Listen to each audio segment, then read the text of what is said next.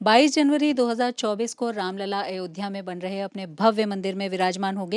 लेकिन उत्तर प्रदेश सरकार ने एक बड़ा ऐलान किया है, वो ये कि रामोत्सव मनाया जाएगा 14 जनवरी मकर संक्रांति के दिन से लगातार ये जारी रहेगा और होली तक ये रामोत्सव मनाया जाएगा, जिसमें अलग अलग आयोजन होंगे। हमारे साथ बात करने के लिए हैं पर्यटन और संस्कृति मंत्री जयवीर सिंह जी।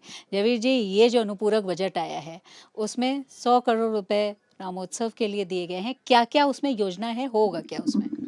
देखिए, 500 वर्षों के लंबे अंतराल के संघर्षों, बलिदानों, त्याग, तपस्या के बाद सनातन संस्कृति के विश्व भर के लोगों के लिए ये ऐतिहासिक पर्व है और उल्लास और हर्ष की पराकाष्ठा का पर्व है, जिसमें पूरे देश दुनिया के लोग, सनातन परंपरा मान्यताओं को मानने वाले लोग आत्मीय तौर पर प्रत्यक्ष और अप्रत्यक्ष रूप से जुड़ने वाले हैं। उस 22 जनवरी के पावन अवसर का एक एक व्यक्ति पूरी दुनिया में रहने वाला उसके उस क्षण का इंतजार कर रहा है।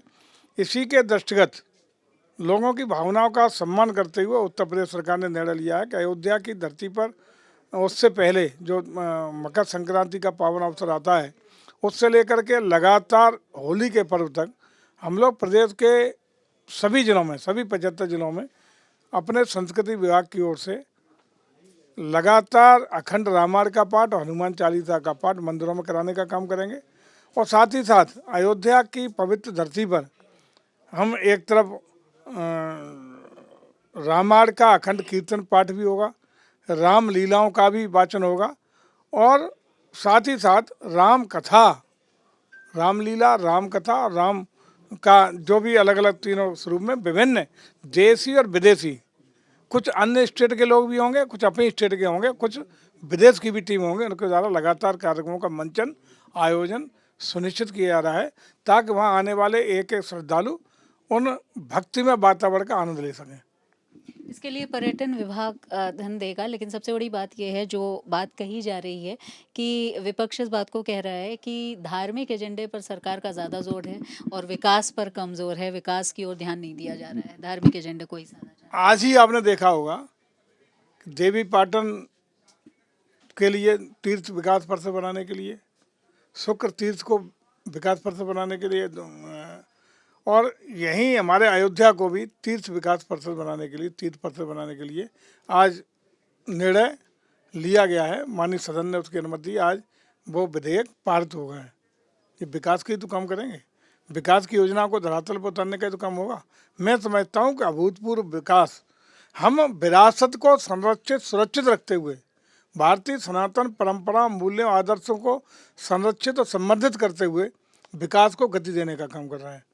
हम विकास की ऊंचाइयों को भी छू रहे हैं, लोक कल्याणकारी, जन कल्याणकारी योजनाओं को भी वास्तविक पात्र व्यक्ति के घर तक, दरवाजे तक, चेहरे तक पहुंचाने का काम कर रहे हैं। और साथ ही साथ हम अपनी जो सनातन विरासत है, सनातन संस्कृति है, उसको भी संरक्षित करने के लिए कोई कोर कसर न छोड़ी है, न आगे छोड़ने वाले हैं। विपक्ष का कहना है कि अलग अलग धर्मों के लिए ये किया जाता तो बेहतर होता, लेकिन एक हिंदू धर्म के लिए सिर्फ करके एक तरह से उस एजेंडे को साधा जा रहा है जो सामने 2024 के लिए बीजेपी देख रही है।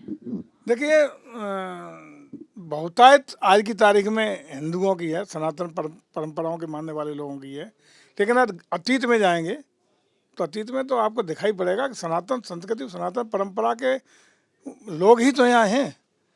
भले ही बाद में उन्होंने मजहब चेंज कर लिया हो, धर्म परिवर्तन कर लिया हो, अन्य अन्य कर लिया हो, लेकिन आज भी उनके डीएनए में सनातन संस्कृति और सनातन परंपराएं हैं। सारे लोगों का समादर सनातन के साथ जुड़ा हुआ है। हर धर्म से जुड़े हुए लोग सनातन को सम्मान देने का काम करते हैं, आत्मीय भाव रखते हैं। देश और दुनिया में किसी देश में रह रहे हों, लेकिन आज भी उनका जुड़ाव, उनका एक आत्मीय भाव सनातन के साथ जुड़ा हुआ है।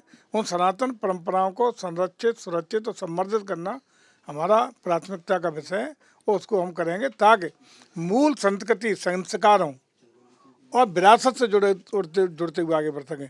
और जिस देश की संस्कृति नष्ट हो गई, उस देश का आत्मा नष्ट हो गई, उस देश का कोई विकास नहीं हो सकता। यानी रामलला की प्राण प्रतिष्ठा से पहले राममय हो जाएगा पूरा उत्तर। हाँ, 100% राममय वातावरण बनता हुआ आप देख रहे हैं।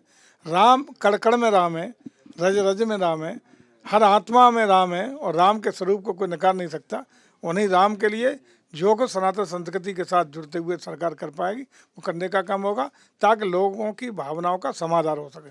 शुक्रिया बातचीत के लिए। तो ये हैं जगवीर सिंह, जो कह रहे थे कि राम के लिए जो कुछ भी सरकार करेगी, जैसे लोगों का ही समादर होगा, यानी जो जिस तरह से लोग जुड़ते हैं राम के नाम पर वो होगा। प्राण प्रतिष्ठा का भव्य उत्सव होने वाला है, ये तैयारी उत्तर प्रदेश सरकार की है।